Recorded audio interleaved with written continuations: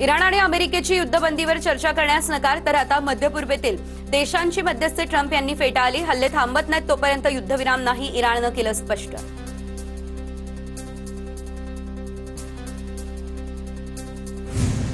Mujtaba Khamenei जिवंत नाही अशी माहिती. मुज्तबा खामेनी जिवंत असेल तर आत्मसमर्पण करावं, डोनाल्ड ट्रम्प यांचं हे विधान.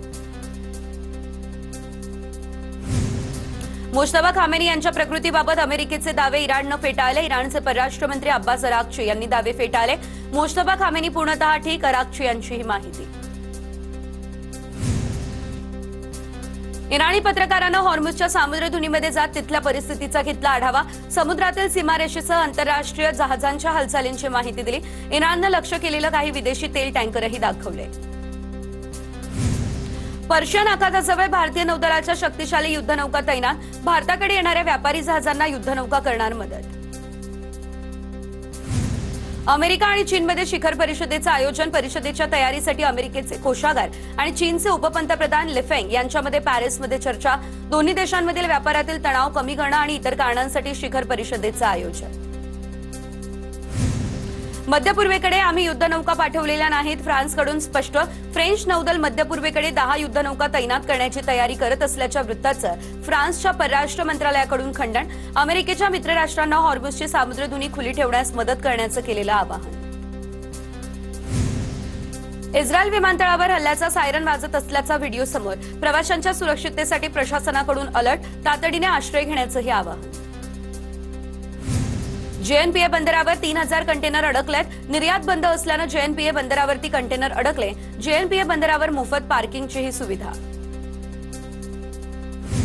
23 एप्रिलला बारामती आणि राहुरी विधानसभा मतदारसंघात पोटनिवडणूक. 4 मे रोजी मतमोजणी होणार, तर निवडणूक आयोगाची घोषणा. अजितदादांच्या निधनानंतर बारामतीची तर शिवाजी कर्डिले यांच्या निधनानंतर राहुरीची जागा रिक्त. बारामती राहुरीची पोटनिवडणूक बिनविरोध व्हावी, पण पोटनिवडणूक लादल्यास लढायलाही तयार. देवेंद्र फडणवीस यांचीही प्रतिक्रिया. मेहुणे अक्षय कर्डिले यांच्यासाठी राष्ट्रवादीचे आमदार संग्राम जगताप मैदानात उतरणार. अक्षय कर्डिले यांना विजयी करण्यासाठी प्रयत्न केले जातील. संग्राम जगताप यांचीही प्रतिक्रिया. शिवाजी कर्डिले यांच्या निधनानंतर राहुरी विधानसभेची जागा रिकामी. 5 राज्यांच्या निवडणुकांचं बिगुल वाजलं. पुद्दुचेरी, केरळ, आसाम या ठिकाणी 9 एप्रिलला निवडणुका. 23 एप्रिलला तमिळनाडूमध्ये, तर 23 आणि 29 एप्रिल रोजी 2 टप्प्यात पश्चिम बंगालमध्ये मतदान. 4 मे रोजी सर्व राज्यांची एकत्र मतमोजणी होणार. पश्चिम बंगालमध्ये 35 वर्षांनंतर पहिल्यांदा 2 टप्प्यांमध्ये निवडणूक पार पडेल. 23 एप्रिल पहिला टप्पा, तर 29 एप्रिल दुसऱ्या टप्प्यातील मतदान पार पडेल. मुंबईच्या महापौर रितू तावडे यांच्या अधिकृत गाडीवरील लाल दिवे अखेर हटवले. विरोधकांच्या टीकेनंतर लाल दिवे हटवले. नियमांचं पालन करत हे दिवे हटवण्यात आले, अधिकाऱ्यांनी केलं स्पष्ट. कोल्हापूर जिल्ह्यातील कागल पाझर तलाव विविध परिसरामध्ये विकास कामांचं उद्घाटन. मुख्यमंत्र्यांच्या हस्ते हे उद्घाटन पार पडलं. मंत्री हसन मुश्रीफ यांच्या संकल्पनेतून कागल पाझर तलाव परिसरात कायम केंद्र, म्युझिकल फाउंटन, कृत्रिम धबधबा अशा सुविधा. जळगावमध्ये राहुल गांधींच्या आरक्षणावरील वक्तव्याच्या निषेधार्थ भाजपच्या वतीने आंदोलन. आंदोलनामध्ये भाजपचे आमदार सुरेश भोळे यांच्यासह पदाधिकारी मोठ्या संख्येने झालेले सहभागी.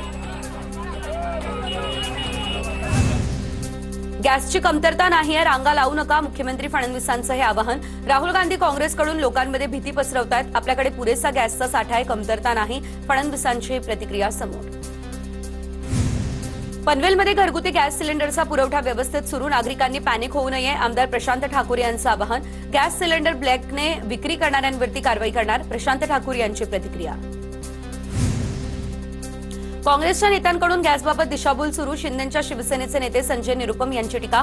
काँग्रेसकडून गॅस सिलेंडर मिळत नाही असा दावा खोटा.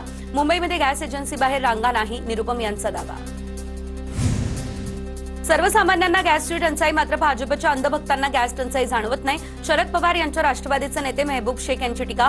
अंधभक्तांना नालीमधून गॅस तयार करायचा आहे, शेख यांचा हल्लाबोल. अमेरिका आणि इराणच्या युद्धामुळे कोल्हापूरच्या ऐतिहासिक पन्हाळा गडावरील हॉटेल व्यावसायिकांना फटका.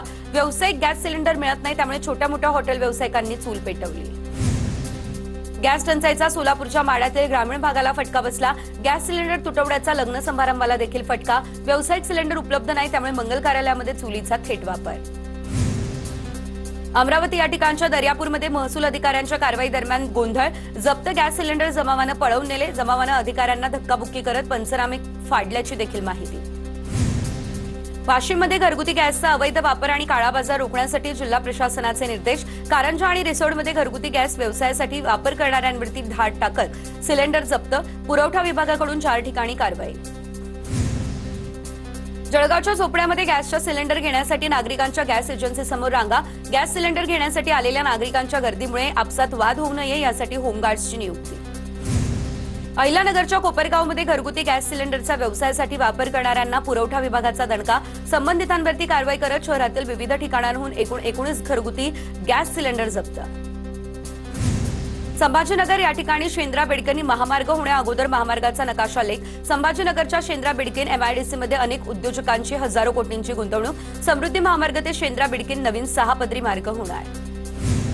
महाराष्ट्र साहित्य परिषद निवडणुकीमध्ये साहित्य संवर्धन आघाडीचा विजय. अध्यक्षपदी योगेश सोमण यांचा विजय तर प्रमुख कार्यवाहकपदी स्वाती महाळंकर आणि कोषाध्यक्षपदी प्रदीप निफाडकर यांचा विजय. मुंबई क्रिकेट असोसिएशनला सलग तिसऱ्यांदा बेस्ट क्रिकेट असोसिएशनचा पुरस्कार तर खेळाडू विकास स्पर्धांचे आयोजन, पायाभूत सुविधा आणि क्रिकेट प्रशासनातील उत्कृष्ट कामगिरीमुळे एमसीएला मानाचा पुरस्कार मिळाला. जळगावमध्ये एलपीजी गॅसच्या दरात वाढ झाली, त्यामुळे आता रिक्षा चालकांकडून देखील प्रवासी भाड्यात वाढ करण्यात आली. 20 रुपयांप्रमाणे घेतलं जाणारं भाडं सीट प्रवासी भाडं आता 30 रुपये होणार. बुलडाणा या ठिकाणी नागपूर ते पुणे राष्ट्रीय महामार्गावर खड्डे आणि भेगा, दुचाकीसह 4 चाकी वाहन चालकांना त्रास. नागरिकांकडून महामार्गाच्या गुणवत्तेवर प्रश्न उपस्थित. उल्हासनगर या ठिकाणी भटक्या कुत्र्यांचा 2 जणांवर हल्ला. कॅम्प 5 मधील आकाश कॉलनी परिसरातली घटना. संपूर्ण घटना सीसीटीव्हीत कैद. पालिका प्रशासनानं भटक्या कुत्र्यांच्या समस्येकडे तातडीने लक्ष द्यावं, नागरिकांची ही मागणी.